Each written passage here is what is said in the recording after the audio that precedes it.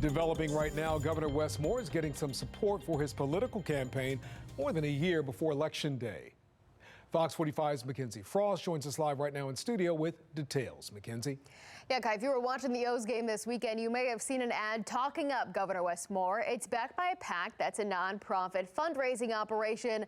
Political experts tell me it could be the first sign of an expensive and long re-election effort ahead for the governor. Along Baltimore's Inner Harbor on a sunny day. I'm greatly concerned about the economy. State taxes are super crazy.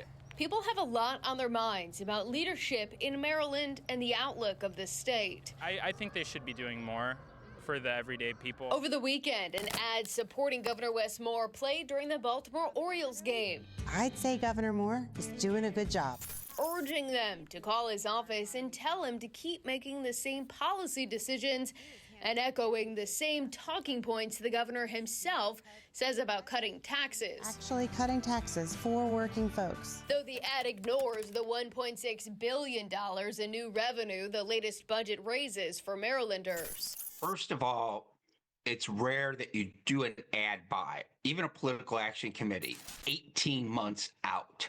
That surprised me a lot, which kind of gives me the sense that maybe there's some internal polling that's not looking that good. Political analyst John Dede says the last General Assembly session was rocky for the governor, so the ad could be an attempt to build back positive approval ratings with Marylanders. In March, a Gonzalez poll showed a decline in job approval for the governor, going from 61% in January to 55%.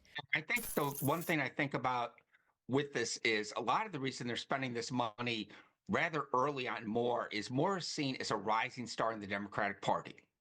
And it would be a major elbow to the ribs to have Moore lose next year running for re-election. So I think they're trying to do a little bit of triage right now. The group behind the ad, America Works USA, is a nonprofit fundraising arm connected to the Democratic Governors Association.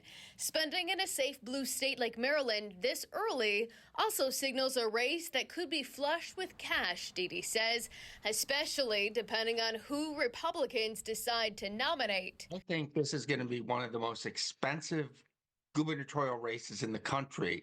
I think it's going to be the nastiest gubernatorial race Maryland has seen in years.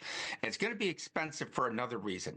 I don't think there's another Republican in the state that could make a formidable challenge to Wes Moore next year, except for Larry Hogan. Meanwhile, people are looking for action from their leaders. I think that they should have more opportunities for people to be able to work. Even if Election Day is more than a year away.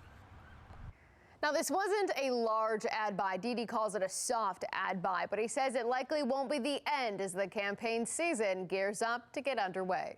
Live in the studio, Mackenzie Frost, Fox 45 News.